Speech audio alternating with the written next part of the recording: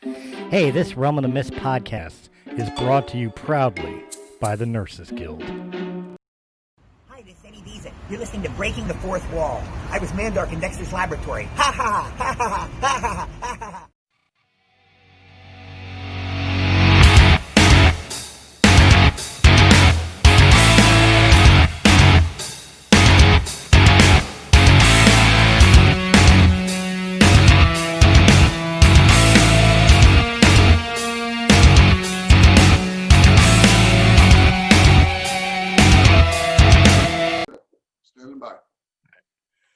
Hey, what's up, guys? Christopher Stolle back for another Breaking the Fourth Wall.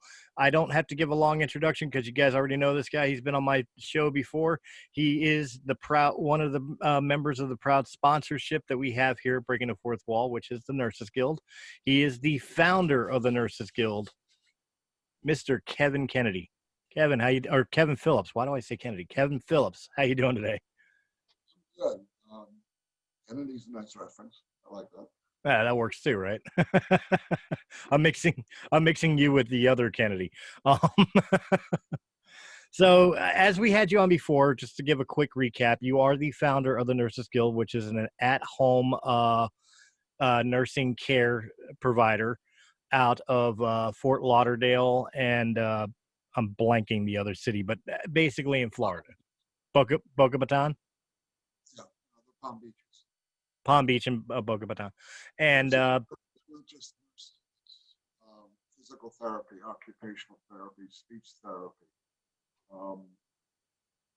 Therapies that we can do at home where the patient doesn't have to travel to the hospital. People don't like to be in hospitals these days. So it's a good service. And now we're able to offer it to vets, which is what I'm here to talk about. Absolutely. Vets now have the ability to break away from the Veterans Administration healthcare system.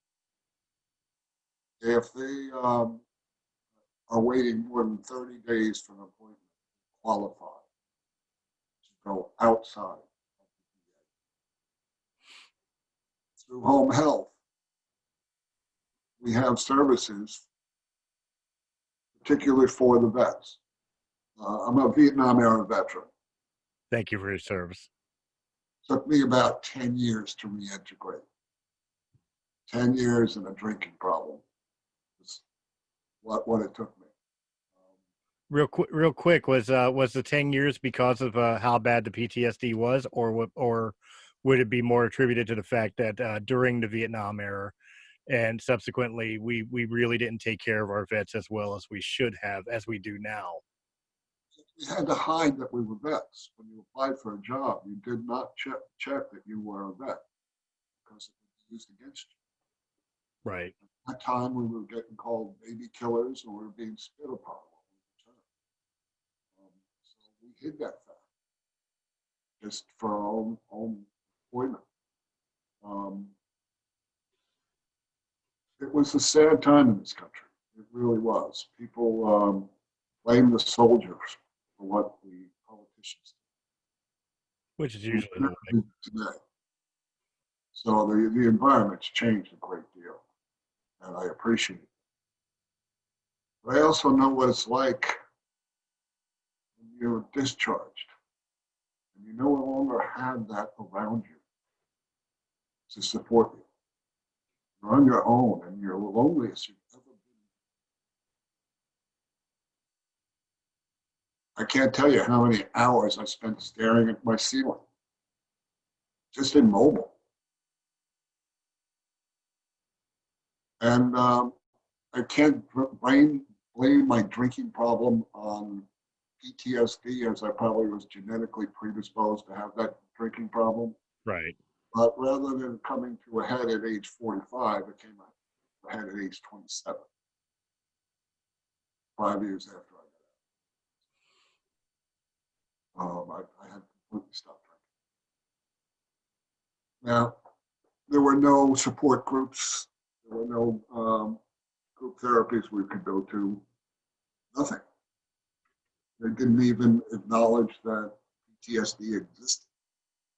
Right. At the time, it was called shell shock, and it was considered a temporary condition, correct? It was a different condition. Shell shock is from concussion, repeated concussion. It's called now CTE. But those days, everything was dropped into that category. If you went to the VA with any problems, you were just medicated to death.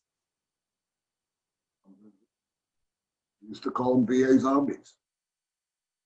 They just medicated us with heavy, heavy drugs.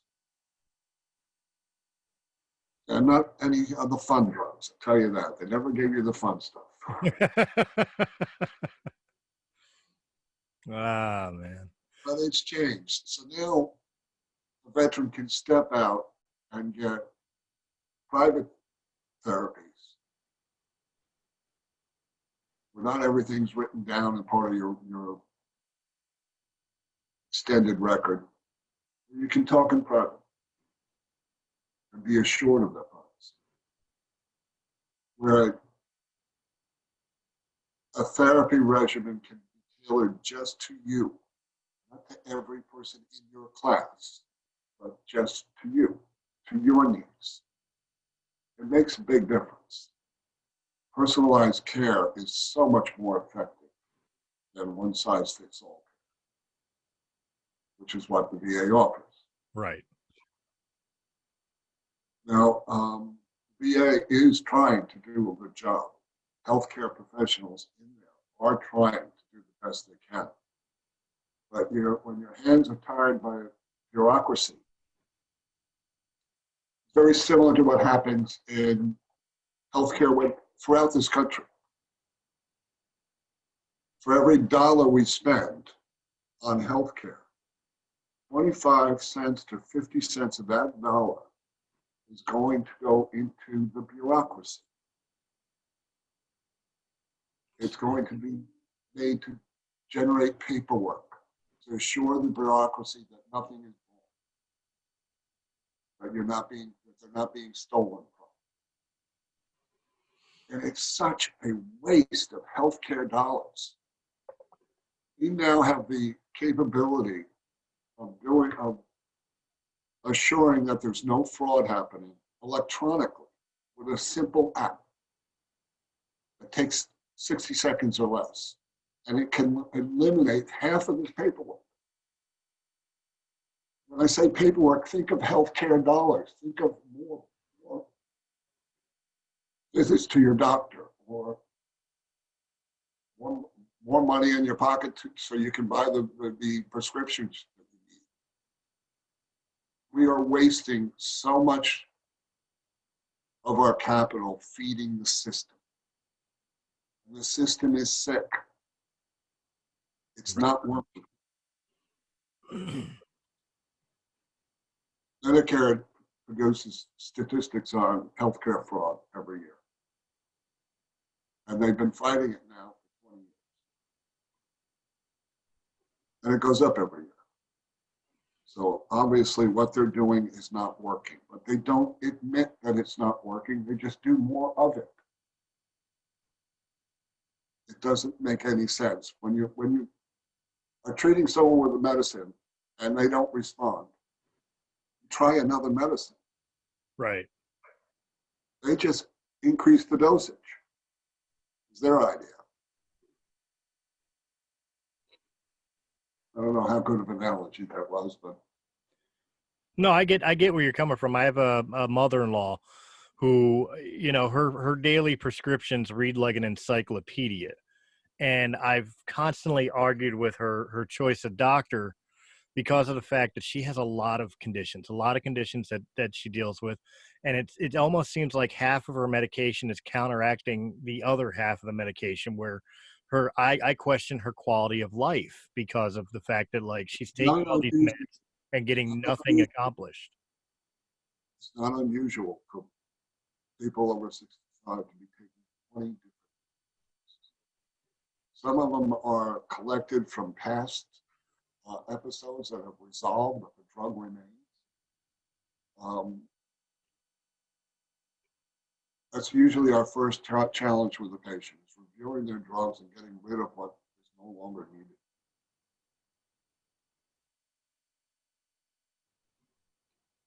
That's my fear for her, because I mean, her doctor, like you said before, her doctor always seems to want to just up dosages, or, hey, let's try this variation of the same drug. You know, in my mind, and I'm a third party. Of course, I'm a third party, but to me, it feels like he's just throwing spaghetti at a wall and waiting to see what sticks. A lot of this comes from our specialty approach to medicine, where no doc takes care of all. One Right. takes care of the heart, one takes care of the stomach, another one for your kidneys, this one for your arthritis, and this one for your neurological problems. Each one of them is going to prescribe something. It's rare for a patient to walk out of a doctor's office without a prescription. That's the minority. So each one of these docs is going to write for something, just to prove to you that he cares and he's treating you.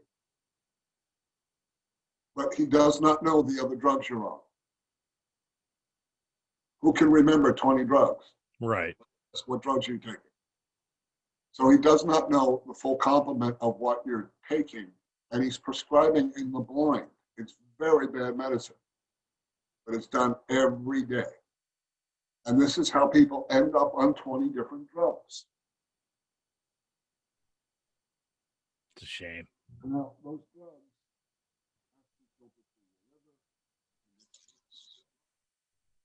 the liver is, to me, is like a basic filter, like an oil filter for your car. There's only so many miles you can get out of it. Right. The more you make that liver strain these drugs, the less your liver has to do its normal job. The liver puts out a lot of our clotting facilities, blood clotting chemicals, as well as the precursors to a lot of our hormones. So it has a very important role in our health. Yet we bombard it with compounds that it was never designed to filter. I've always been personally fascinated. Maybe you can explain this to me. I've always been personally fascinated on the designing of medications, of certain drugs, in the fact of, you know, I know they're normally made from natural ingredients found, you know, on our planet, obviously broken down rocks and minerals and things of that nature. But how do you know? How do you even find out that this limestone could help ease cancer symptoms? Like how is that even figured out chemically? They look for proteins, bioactive proteins in the natural world. So for a while there was big stuff about compounds made out of shark fins. God, they stopped that because we're running out of sharks. But a lot of drugs like digitalis, which is a very common heart drug, is from the poison arrows that the Aborigines in the Amazon used. It's from a common plant in the Amazon. Okay. It's concentrated and put on the tip of an arrow because it can stop a heart. At a massive dose, it stops the heart. So some of it comes from historical use of those plants. But in the last 30 to 50 years, we have sent researchers looking for new compounds. It's very hard to design a protein. They're almost all naturally made. Okay. So they're searching for proteins and saying, okay, this one's bioactive. What does it do? So they'll give it to mice to see what it does. Once they find out what its actions are, then they can tailor it into a drug. Now that's the good stuff that our drug company. A lot of that's out of the National Institutes of Health. They pay for all our tax stuff. But a drug found there somehow ends up a for-profit drug. even though our tax dollars paid for the research. Whenever you see a commercial where they're announcing they've combined two drugs, Right. one pill, the only purpose for that is to extend patent protection. Because now I added a new drug, a new compound to my drug whose patent is running out. Now I get a whole new 20-year run of exclusive use. These are not done for our benefit. They're done for the Corporations. corporation, for the shareholders. Why do we pay 5 times what everybody else pays? Give you an example. They come up with a neat shot that they put into a joint, takes away a lot of arthritis pain. Okay. And here it cost about $1,400 a dose. Holy cow. I can buy it in Switzerland for 120. Switzerland cuts out a lot of middlemen. My wife gets 3 of these shots a year. So every time I'm in Switzerland, I buy a bunch of it because it's saving me 90%. And that 90% is literally corporations, middlemen, marketing, column A, column B, as opposed to just, cost of medicine and distribution.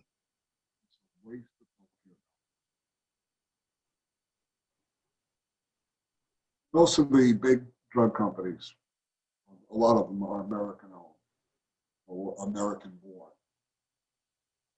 Yet we pay the highest price. It should be the other way around, where we're getting the discount and the rest of the world paying the high price. But their healthcare systems would not put up with those type of prices. They would just disallow it. Ours says, oh, more profit to you. Medicine is a profit-driven entity. Oh, I've always said that. I've always said that with like the common cold and cancer, for examples. There's more money in research than there is in curing. Yes. You don't cure things, we make them chronic. You have to take medicine for the rest of your life. That's what we do. A few things have been cured. I just heard there's a cure for sickle cell disease. That's great news. One of the meanest diseases I have ever seen. The type of pain that starts in your bones. That morphine just doesn't relieve. Watch these patients in the emergency room suffer days and days of pain. Now we have a cure. That's excellent news.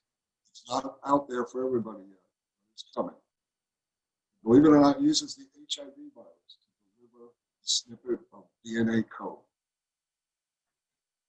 into your bone marrow so that they don't produce blood cells that would turn into a sickle shape. So that's one thing we have cured. But I can count on my hand, on 5 fingers, things that have been cured in my life. Right. Most things are made chronic. HIV, it's not cured, it's been made chronic. You have to take medicine. Right. And there, as soon as that happens, the research stops. The cure research stops. Can't be funded anymore because it's not killing people anymore. So I'm very disheartened with the medical profession in a lot of ways. When we're profit driven, capitalism expects there to be winners and losers. In healthcare, we cannot have winners and losers. It's got to be equal for us all. But if you're a rich white guy, you can get the best of care. But if you're a brown poor man, you get whatever they hand you. I can relate, even though I'm not brown. I can relate. I'm a poor white man, and Trust me, I get annoyed if I ever go to a hospital. Last time I was at a hospital was a very long time ago, but I mean, I remember getting charged $18 for 2 Advil. $18 for 2 Advil to send me on my way. I was in a car accident. That's all they did for me. They charged me, hundreds of dollars for the emergency visit and $18 for 2 Advil, and that was the only treatment I received.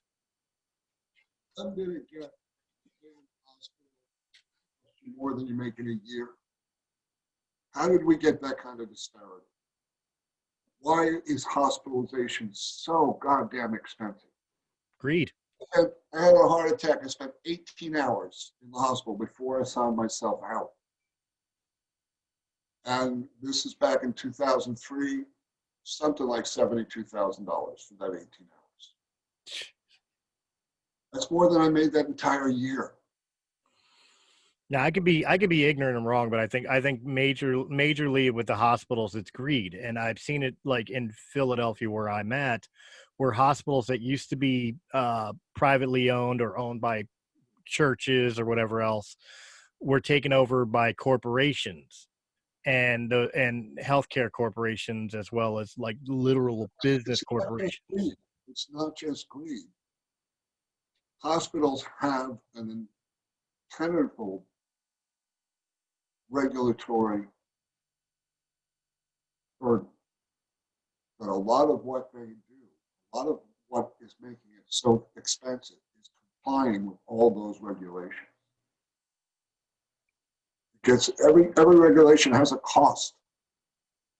But they churn them out year after year. They don't take any away. They always are adding to. So there's an annual cost to every regulation. And even if that regulation is no longer used, you're still paying the cost for it. My specialty now is in home health. Right. When I started this 20 years ago, about 20 cents on the dollar was going on the regulatory. That's now up to 50 cents on the dollar. Complying with the regulations. All the stuff we have to do. Good example, I think I've stated this before. When I was an ER nurse, to admit someone to a hospital, I needed like 3 pieces of paper. Doctor's order, signed permission to treat from the patient, and maybe a physical exam. And that was enough to admit someone to a hospital. To admit a stub toe into home health, I need to do 60 pages of documents, including 18 witness signatures. To put a bandage on a stub toe. We've taken something so simple, a nurse visiting a patient at home. It should be a simple, wonderful thing. But they treat it like it's a criminal enterprise, that we have to prove we're innocent constantly. And that is eating up 50% of the benefit. I could do so much more for my patients than I'm doing now if it was not for that burden. And it gets worse every year. Soon it will be more than 50% very soon. What are we doing? This doesn't make any sense. Healthcare dollars should not treat bureaucracies. It's for treating people. I agree. I 100% agree on that. A lot of what this paperwork does can be done electronically. You can certify that this healthcare professional was with this patient at this time and place on this plan. That can be done electronically. Now I have to fill out a witness attestation that the doctor has seen the patient in the last 30 days. I need that court-ready witness in order to do anything. These are stupid things. Let me ask you something, just as a devil's advocate. Not that I not that I believe that the question wouldn't, the answer to the question wouldn't be no, but just to play devil's advocate, could part of the cost and a lot of the bureaucracy paperwork also be included from the fact of patient false claims, you know, and what I mean by patient false claims, I don't necessarily mean like they're claiming they have an illness they don't have, but I mean along the lines of like the lawsuits of malpractice, where as many of them that are legitimate that the doctor screwed up, did something wrong, there's just as many who are just out looking for a paycheck. And as trickle down economics always goes, somebody's got to foot that bill, in which case all the prices went up. You would think that malpractice would be a big burden. But in 20 years of doing this, doing 50,000 home visits a year for the last 20 years, we've never been sued.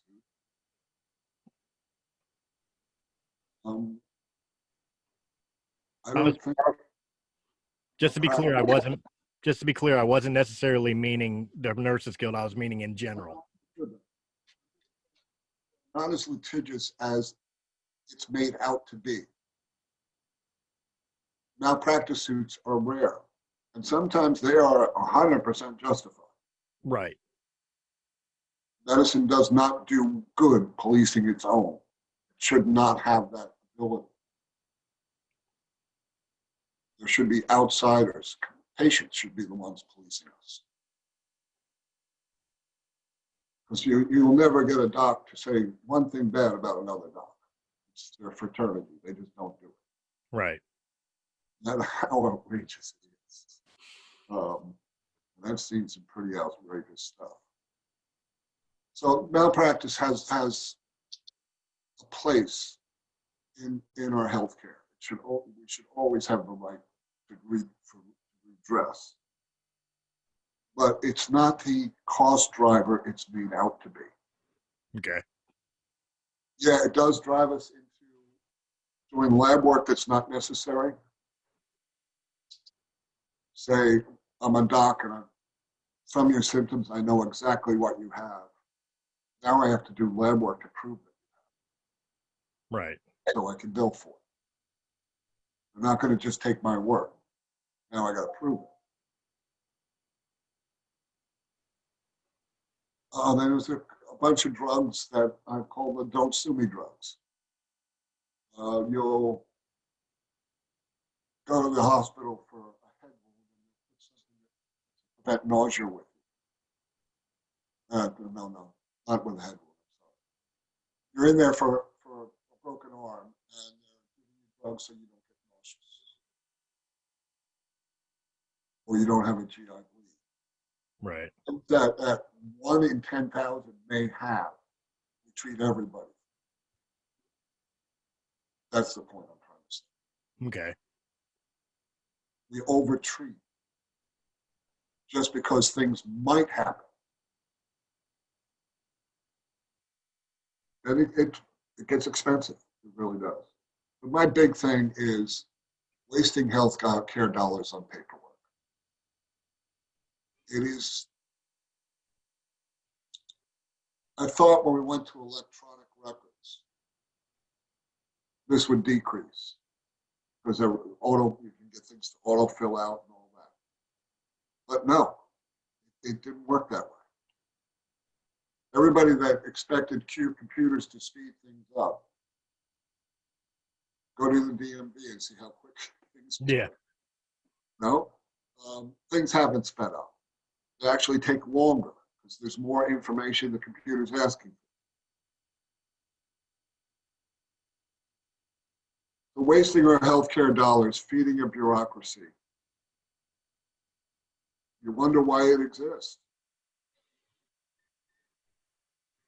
I've always questioned, and I mean, again, it could be my own ignorance. I've always questioned the need for things like health insurance, with health being a, God-given right.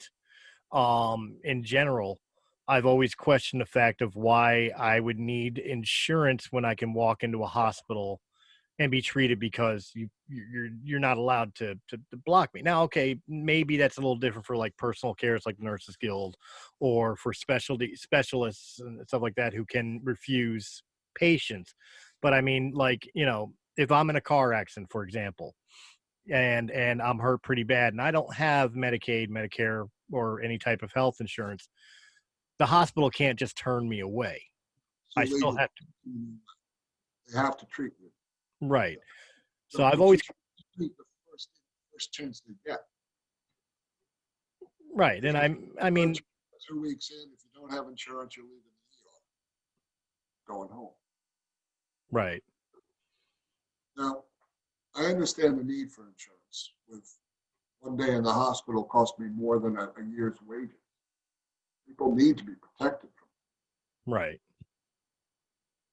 Up until the Affordable Care Act, people would go bankrupt through the health care bills. Another thing that would happen, kids will have say mom's getting dementia. They move all her assets away from mom, so now she qualifies for Medicaid. Between Medicare and Medicaid, the hospital is called the gold card. We see people having to do things like that just to survive the financial hardship of getting sick, which we're all going to get sick. Right. No one dies without a diagnosis.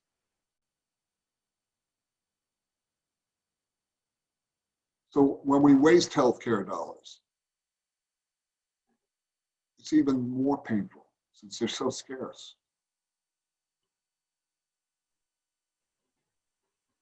My healthcare insurance used to be the most expensive thing I bought every year, higher than my mortgage, higher than my car payment. I was paying, when I was 60, I was paying about $25,000 a year for healthcare for family of four. Jesus. My mortgage wasn't that high. That's outrageous. It is. It's ridiculous. They're taking the money from us, whether you realize it or not. Every dollar you spend on healthcare insurance is dollars spent on your healthcare. Not the insurance, it's your healthcare. And what we get from what we buy varies a great deal. We don't all get the same thing. Right. To me, when you land in an ER bed, you're equal to everybody in the country. You get the best care I can give you. But to the hospital, you're all different categories. No one's the same. And you'll get different categories of care.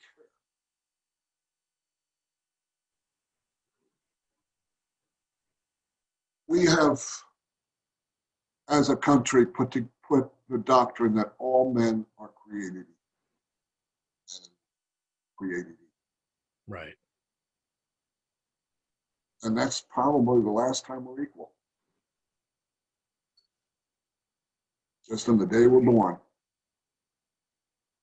From then on, you're going to be in a category of risk that the health insurance company has assigned to you.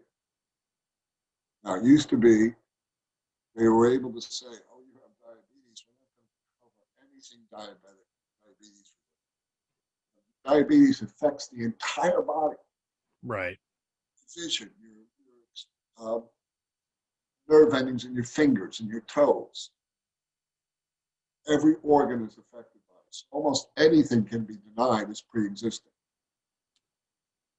because it's a systemic disease. And I just lost my train of thought.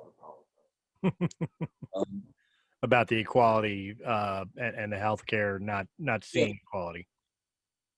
With the Affordable Care Act, they were no longer allowed to discriminate by pre-existing condition. Now they've continued to collect that information. As soon as that regs change, bam, the hammer's coming down. They're going to try to get out of paying for almost all your care if they can. That's the crazy thing. You buy health insurance, and what you bought is an organization that's going to try real hard not to pay anything for you. Right. Not try hard to pay it on time. Not try hard to make sure you've got the best care. They just want to pay the least they can for. Mm-hmm. While taking the most they can out of you. They disallow something, they don't refund your premiums, do they? Nope.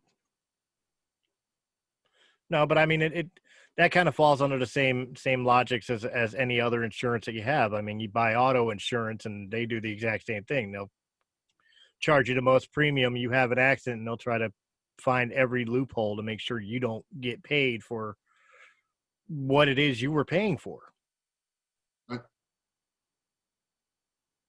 The auto insurance can look at my driving record. I drive like it, charge me through the nose for it. They can't deny me.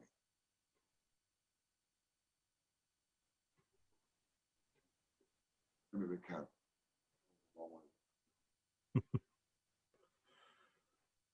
But overall, let's get back to Veterans Affairs for the with Associations of the Nurses Guild. So you, if I'm understanding correctly, the Nurses Guild tries to work alongside with the VA, or do they do it as an alternative to the VA? No, we work with them. We'll come out, start with the orders from a VA doc. And we're there to supplement what they don't have the staff to do. Okay.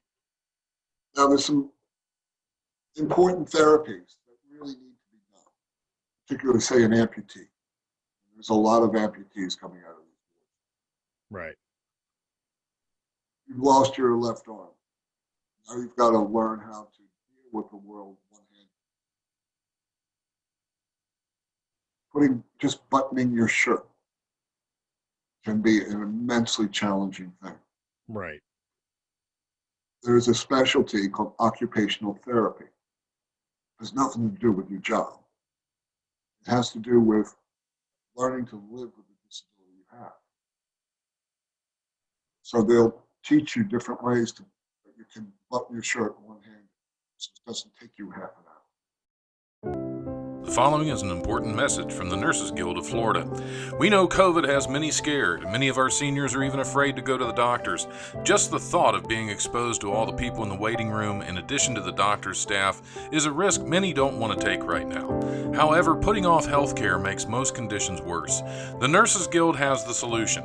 One that exposes you to just one person. Call your doctor's office and have them order a nursing assessment from the Nurses Guild. We are a 5-star Medicare home health agency. Your registered nurse in full PPE will perform a full head-to-toe assessment, vital signs and medication review, pulse oximetry, even an EKG if needed. Lab work and x-rays can also be done at home. Our registered nurse will discuss all of this strictly and directly with your doctor and get you results. All of our nurses and home health aides are fully screened, supervised, and COVID tested. Call the Nurses Guild today to arrange your home health visit at 954-596-9806 in Broward County and 561-826-8937 in Palm Beach County. Remember, healthcare put off is healthcare too late. Stay safe during the pandemic. Wear a mask and insist those around you wear a mask. Wash your hands frequently and stay home as much as possible. Teach you how to cook in your kitchen safely with one hand. Different steps. It's not a specialty I practice. So I'm not speaking to it very, very eloquently. Right. But it's very needed therapy. It's very hard to get. Because this stuff has to be done in the home. The therapist has to see what challenges you're up against in order to help you the best he can. And I assume an occupational therapist also has to be kind of a, in a sense, kind of a, I don't want to use the term psychiatrist, but at least a psychologist, because not only are you dealing with the physical challenges, but also the mental strain and challenges the person's dealing with. They're fully educated in the psychological sequela of injury of that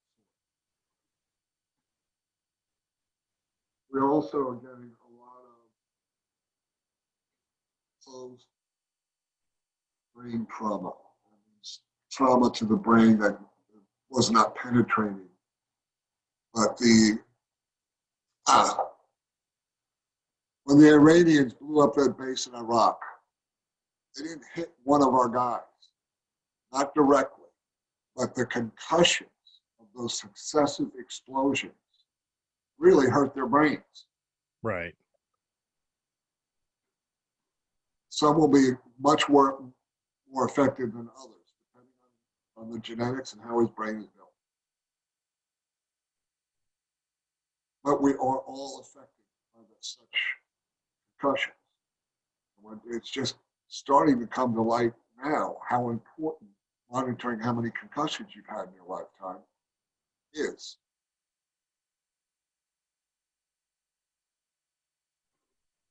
Each brain injured person is unique as his brain was. So you and I experience the same force against our brains. Right. We're going to have different effects. Because it's not only the genetics of your brain, but the biochemistry of what's happening in your brain at that moment and your past experience. You may have had 3 concussions before this one. This is the one that puts you over the line to where now you can't remember things. And I may have only had 1. Right. So each brain injured person is different. So the therapies need to be designed specifically for that person. Not one size fits all.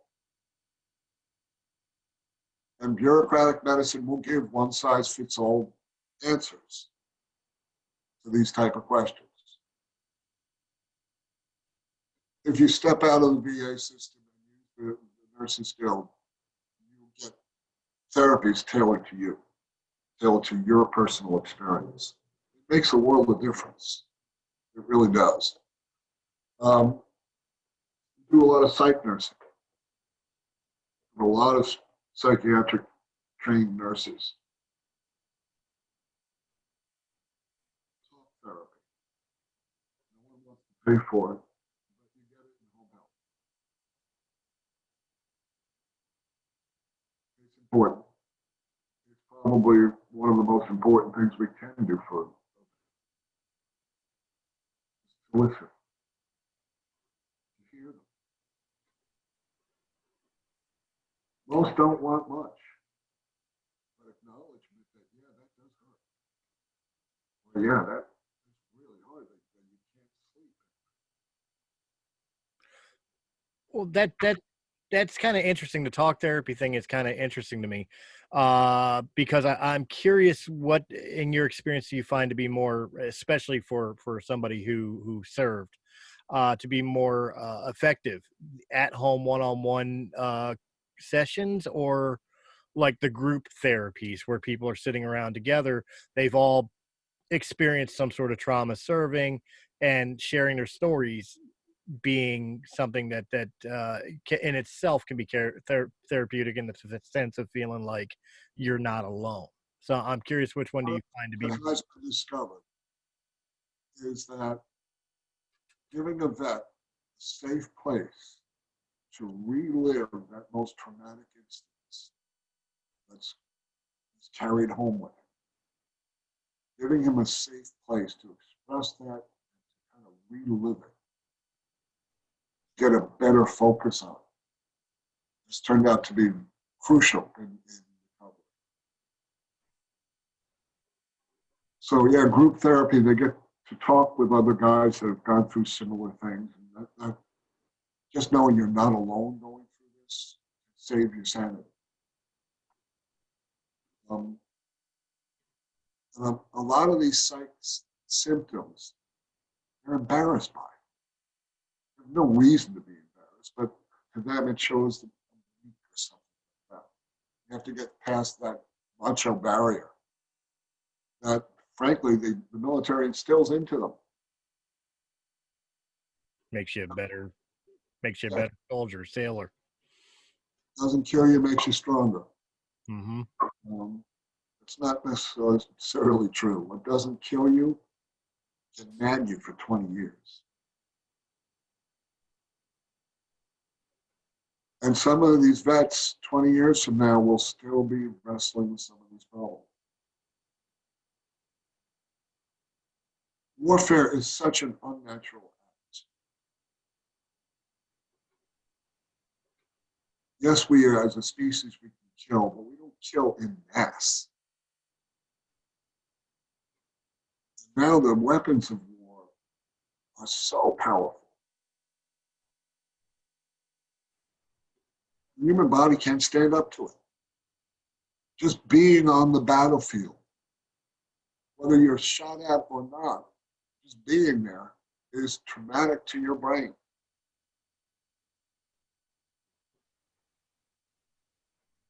No, you're not wrong. There's a saying in medicine that your biography becomes your biology. What you live through dictates how you will live in the future.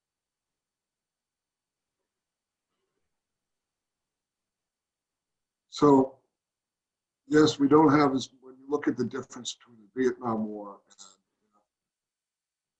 both equal in length, the Afghan War is even longer.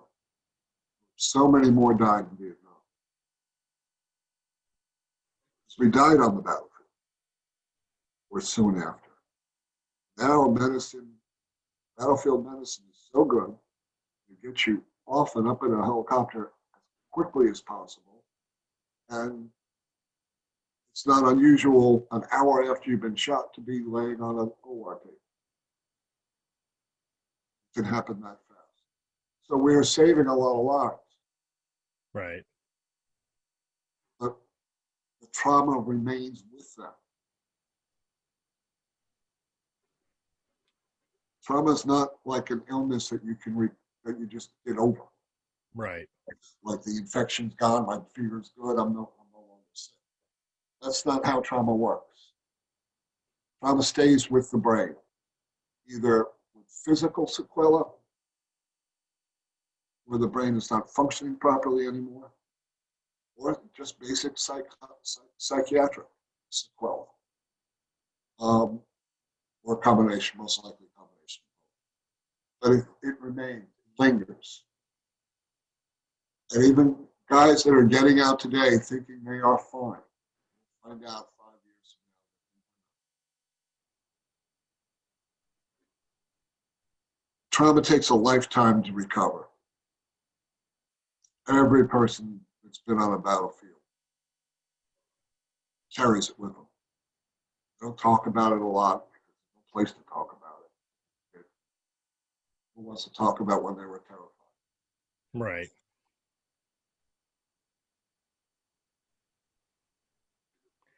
No, you're not wrong. I really wish we would stop talking about it. It is so bad. It eats people's lives.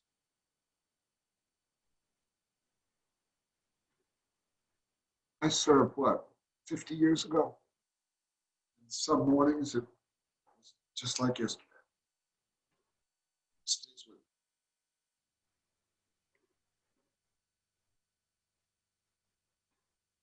So for vets, if you're waiting for more than 30 days for an appointment, according to the regulations, you can step out of the VA system and use an approved provider. It took us 2 years to jump through all the VA hoops to become an approved provider. And probably gonna, if they hear me on talk against them the way I have, I'm probably gonna lose that. I don't think we said anything too disrespectful. I hope not. Because I am here to help. And that's the big thing to take away from this at the end of the day is the target goal is to help those who need help. It's not, to for lack of a better term here, have a pissing contest with another entity. I want to add to what they do. Not denigrate.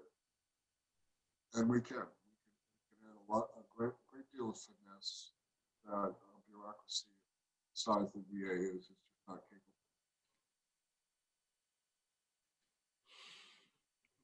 Well, Kevin, why don't we go ahead again and go to the point where you tell everybody where where they can contact not only the Nurses Guild, but maybe any questions that you may have, not you may have, but they may have for you, where they can contact you or obviously again the Nurses Guild. Nurses Guild's got a nice website. Just Google the Nurses Guild. We are unique, so we're not hard to find. It's all. I'm explaining what the Nurses Guild is. 20 years ago, Medicare started sending out to its patients an explanation of benefits. And at that time, I was a bedside home health nurse. I'd done 30 years of critical care, blew out my back. I went into home health because there's no lifting in home health. Simple as that.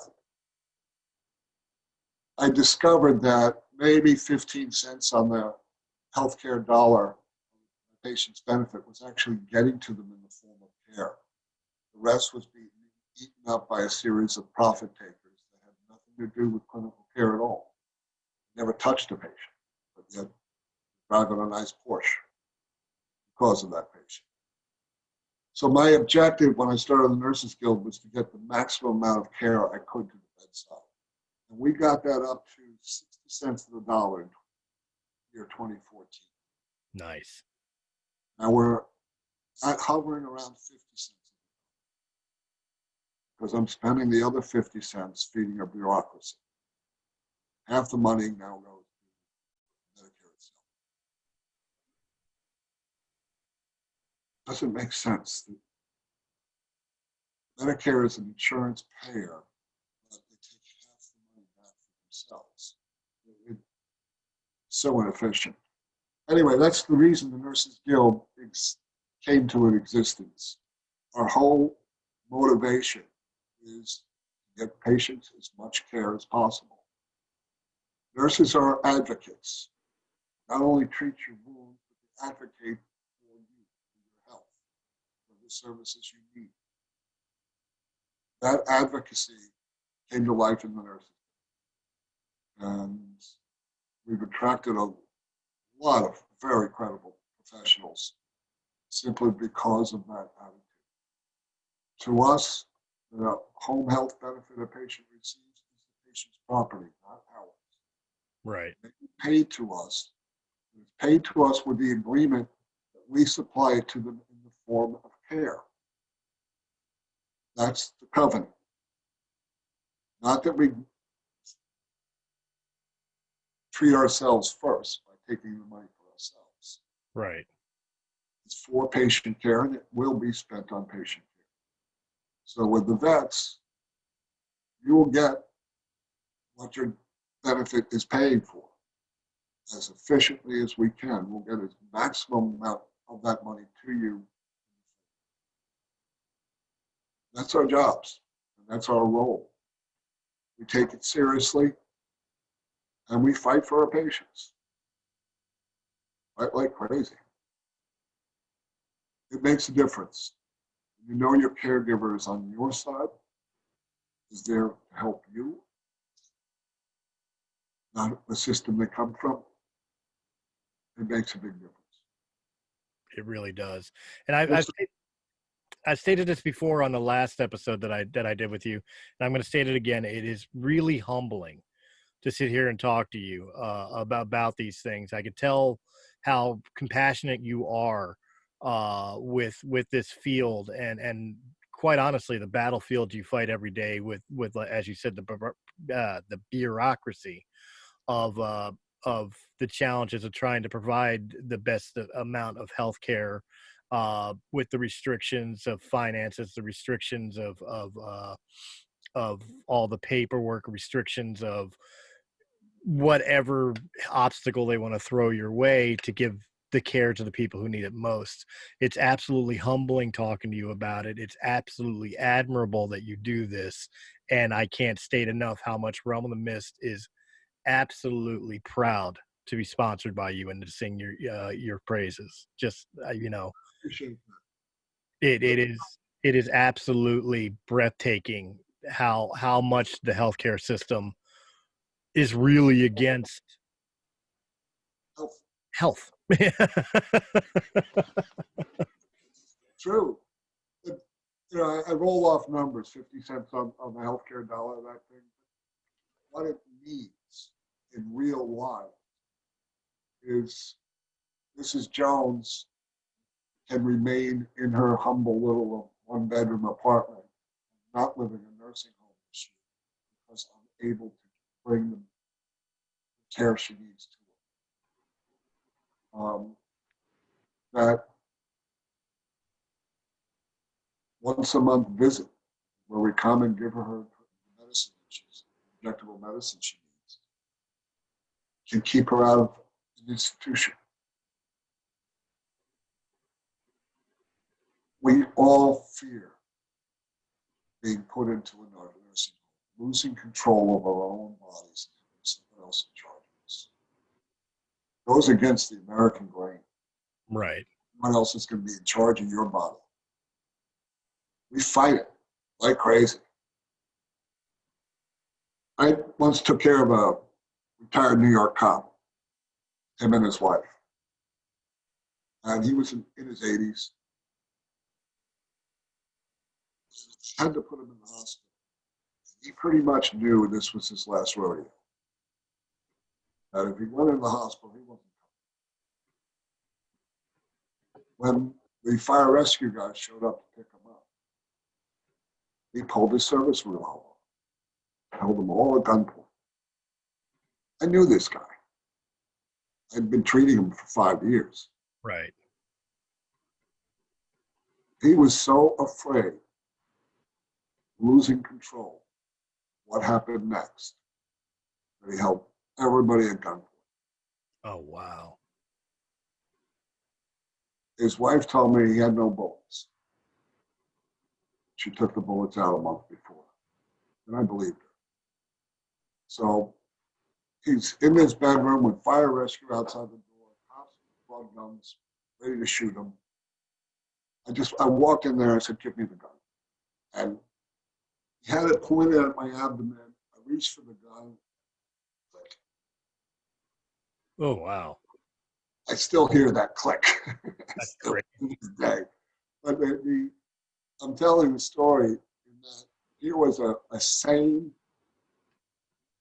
cogent gentleman who was so fearful. He was willing to be shot by the police rather than lose control. Wow. That's how powerful these fears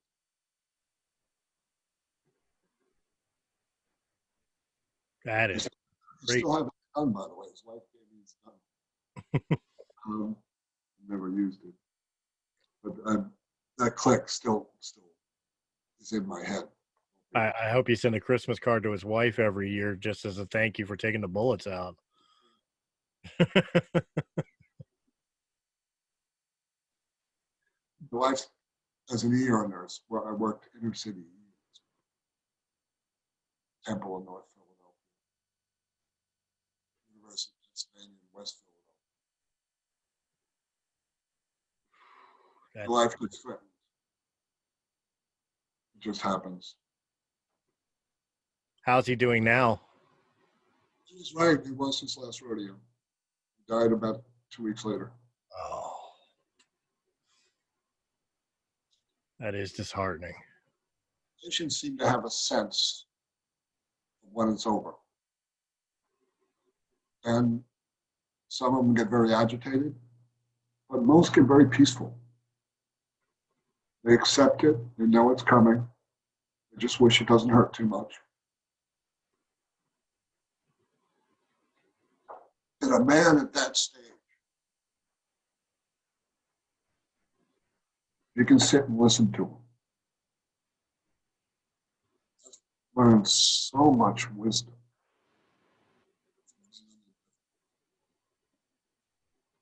Tell you the truth at that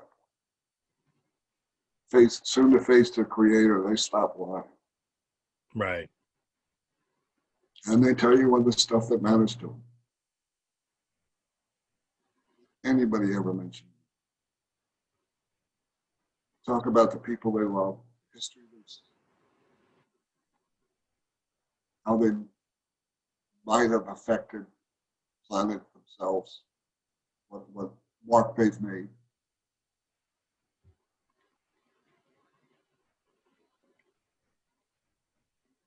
Most of them said they worked too hard. Wish they had spent more time with the family. Those type of regrets. I always felt it a great privilege to be able to sit with this. Finish my shift and spend an extra hour or two doing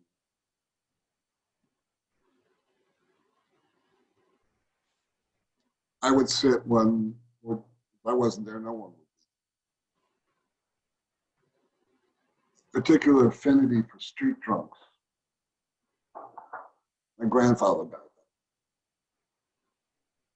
I mean, I worked in it's called Thomas Jefferson University. Great institution.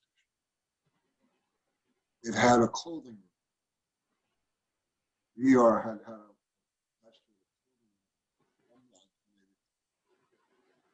whatever, Brooke Brothers suits, the clothing of docs that had died or lost weight or something. I don't know.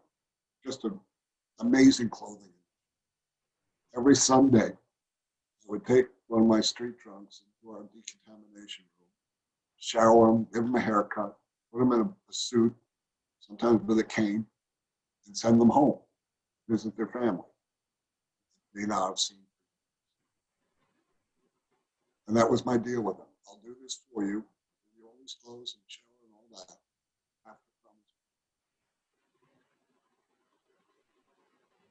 Sunday mornings, there was not much happening in emergency.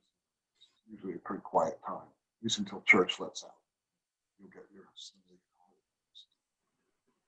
home. But, so I did this every Sunday morning.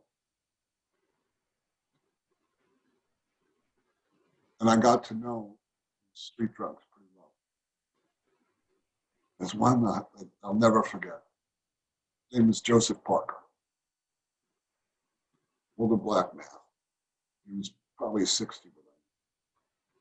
Joe was very smart. Even though he lived on a steamboat, he knew that you could sue Philadelphia, the public transportation is called SEPTA. Right. Sued SEPTA, they would pay you to go away. So he would stand at a bus stop all day, watching where that bus stopped, where he could pretty much nail within a foot where it was going to stop. Then he'd jump in front of it. Oh, Like it stopped. So I had Joe Parker as an EMS case hit by a bus. You're expecting, when you hear that over the radio, you're expecting pretty bad stuff. right. Almost never hurt. When he was hit by a bus and he had it on record and he had it on the EMS record, he could sue them. Eventually, his luck ran out and he fractured his feet. Oof. In wintertime, which is tough on a street drunk, not being able to be mobile. You have to fight for your steamboat. And Joe eventually died because misjudged a bus. Was not healthy enough to fight for his steam grate. We had a winter that year that -10 for 2 days.